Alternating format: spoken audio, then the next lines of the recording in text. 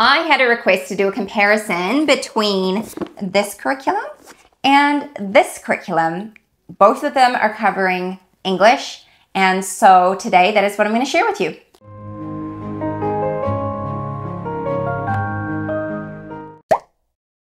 Hey there and welcome. My name is Christine. I am a homeschooling mom of 3 and I share homeschooling tips, tricks, encouragement, all the things I have done for years now, and I don't plan on stopping anytime soon. So if that's something you're interested in, please go ahead and subscribe.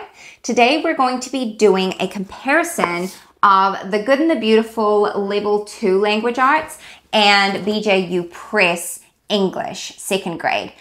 So I'm currently using this with one of my kids, and I have previously used this with another one of my kids. I have actually used a lot of the Good and the Beautiful curriculum, and whereas I'm more brand new to BJU Press. So that's just a little bit of a backstory and perspective. I have never been paid by either of these companies for talking about their products.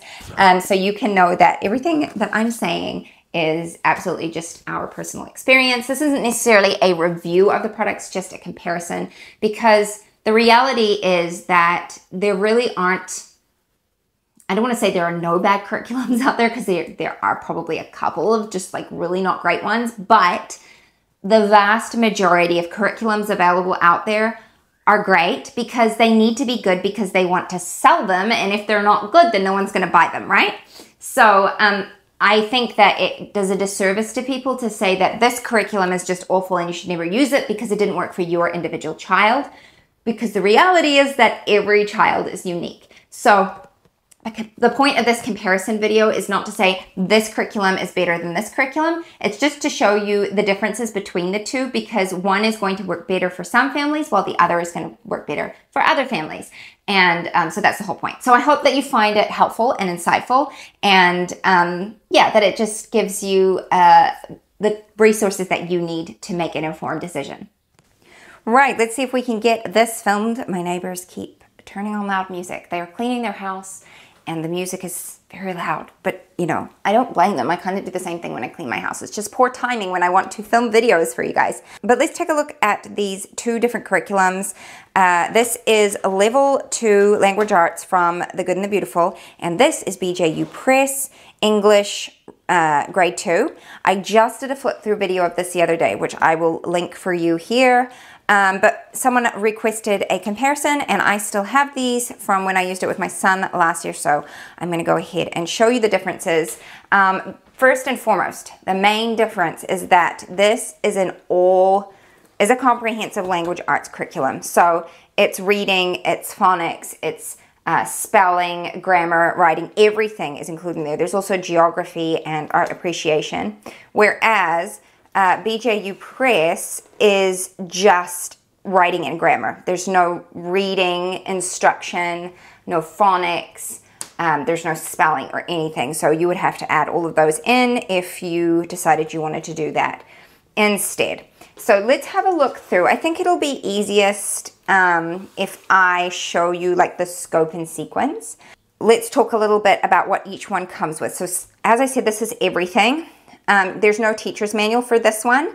You just have everything in here. It's all included in here. This is also available completely free on their website as a digital download. So that is why a lot of people use The Good and the Beautiful, honestly, is it's a really good free resource. And then you have your reading booster cards, and then you have your shared readers. So this is what your child will read with you, and you read out of them as well. So that is what comes with this, and this is their workbook, and you teach out of it and everything. So everything's included in there.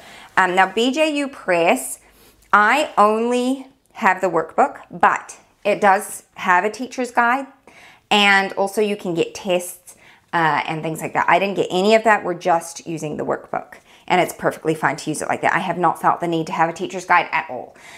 So that's just something to bear in mind. So let's have a look. Let's just put these aside, because really we can't compare the two because their reading is totally different.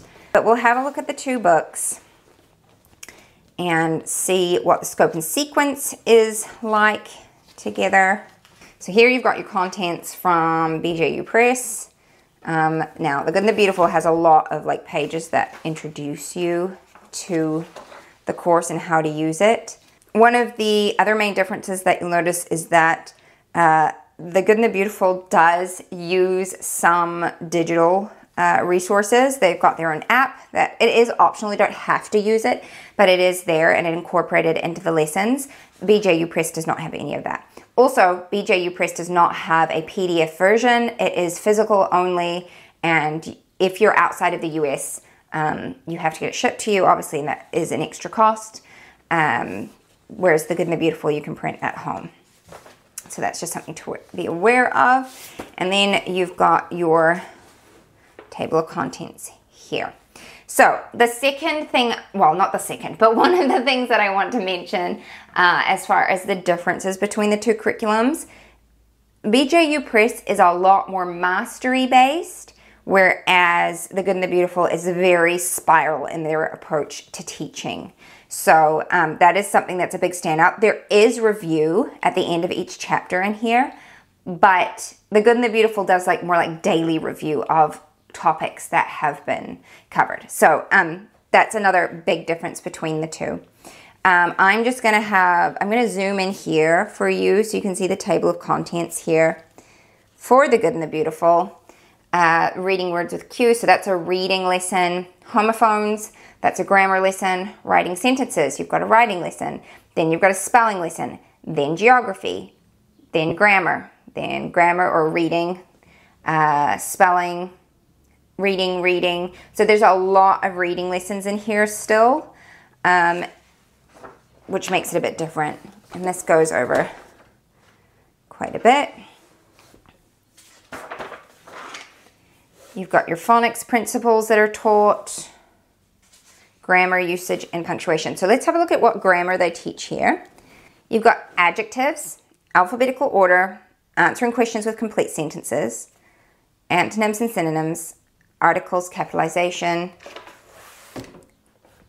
commas in a series, commas in dates and greetings, common and proper nouns, editing, heteronyms, homophones, irregular past tense, irregular plural nouns, possessive nouns, sentences, what makes a sentence, sentence diagramming, subject, subject-verb agreement, verbs and verb tenses, writing contractions. So those are the things that are going to be covered in grammar. There's not really any point in comparing the phonics principles because they're not even in English from BJU Press. And then you've got art, geography, literature, and writing. I'm trying to see there. There's editing and editing marks. I'm just trying to see specifically if they point out what writing they're doing.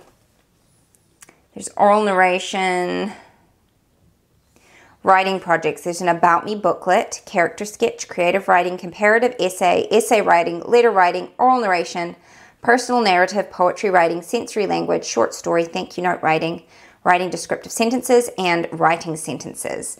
So it does tell you there what is going to be covered as far as writing goes. So that's what I'm going to look at in here because everything else is kind of null and void because it's just not, you can't compare it to BJU Press because it's not in there. But you can have a look through here. You've got your booster cards where it tells you all about those. Spelling. There's just a lot of intro information about the course. And then you can have a look at, obviously we've used this. This is an old book. You can look at the lessons and how they're laid out. There's a lot of reading to your child. So it's very scripted. And then there's like little activities for them to do. And then they also have independent practice here. So there's like the lesson that you teach them. And then they also have independent work. And the independent work is what they have already learned about in previous lessons. And then also in The Good and the Beautiful, there's lots of art appreciation. You can see I crossed out the spelling because we were already using a different spelling curriculum. Here they talk about using letter tiles for spelling practice. There's lots of like cutting and pasting, coloring in some cases. All right, I'm not going to flip through too much because I have done flip through videos of these kinds of things before, and what I really want to focus on is the comparison. So that is what you get from The Good and the Beautiful. Now let's look at BJU Press and just see what it is that they're covering. So let's have a look here. What they tend to do is alternate their grammar chapters and their writing chapters. It's not always one for one, but it's never writing and grammar all in one chapter. They are separate. It's almost more like unit approach, you know. So your first one, you've got words and sentences. Then you've got sentences. Then you're going to do a writing section, which is writing poetry. Then you're back to grammar. You're doing nouns, action verbs. Then back to writing, writing a personal story. Then you're going to do more nouns and pronouns, more verbs. Then writing a friendly letter, adjectives, writing an instructions paragraph, more sentences, writing an opinion paragraph, study and research skills, and writing a research report. So that's what's covered in each chapter. And then I'm just going to show you the lessons, because the lessons are laid out very differently to the Good and the Beautiful. This is the workbook. This is not like, I don't feel the need to have a teacher's guide, but in the teacher's guide it is scripted. It will tell you what to say and how to teach. But personally, at this level, I really didn't feel that's necessary. All I do is read to my daughter what's in this little orange box at the top of the page, and she gets it from there. And then I assist her through this page, which is just showing what she's already learned. And then the back page, she typically does independently, and it's just usually more practice of whatever it is that we've learned. So the lessons are very different. For me personally, they've been shorter than using the Good and the Beautiful, because there's just less reading to do together, and it's more workbook based. There's also not that I've come across yet, I haven't seen any like pages where they are cutting and pasting anything. So there's definitely like no activities really like that in here. It's very workbook based. Sometimes there's like a place where they could color something in or whatever, but a lot of the time it's just like underlining things, filling in the blanks. It's more cut and dried and to the point than the Good and the Beautiful. The Good and the Beautiful is very flowery and pretty. This is still colorful and bright, but it's just different. There's no fluff. You just kind of get down to business and do what you need to do. So that is how that is laid out. The Good and the Beautiful also has assessments at the end of each unit, whereas this does have tests that you can get, but what I like to do is just at the end of each chapter, there is review here. So you've usually got your chapter review, which is 2 pages front and back, and then you have cumulative review, which is what a review of everything they've learned through the year to date, and then a little journal area. So for me personally, I would use these as my assessments. So yeah, they are 2 very different programs. I think both of them can work well depending on your child. For me, I feel it's really hard to sort of compare the levels as far as like is one more advanced than the other, because there's such different teaching styles. I do feel like BJU Press goes much more in depth on things and there's more practice, whereas the Good and the Beautiful is touching on like lots of different things, but they don't necessarily have as much practice. That's just me personally. You kind of get some die-hard cult fans of the Good and the Beautiful. I have used this curriculum on and off for years. I have never been an affiliate. I have never been paid by them in any way, and I have recommended different resources. I don't think it's a bad curriculum, but I also don't think it's necessarily going to work for everyone. So, yeah, my son he used this, and he's used level 3 this last year, and now I feel like we're at a point where I want to change to something else. But that doesn't mean it's a bad curriculum. So I'm just like giving you, honesty that it does teach quite differently, and not every child is going to retain information in the way that they teach it. Some kids need a lot more repetition and review, which BJU Press offers. So that is my comparison, and I hope it was helpful. All right, questions for me, leave them down in the comments below. I hope you enjoyed this comparison, and I'll keep you updated, obviously, on my channel as to how we continue to go with BJU Press, because we're using that this year. So far, really loving it, so I will keep you surprised of how everything is going on. But thank you so much for watching, and I will see you in my next video. Bye-bye. What if the world had more of your smile? What if the wind could spread your love? What if your sweetness could reach everyone? There'd be no wars,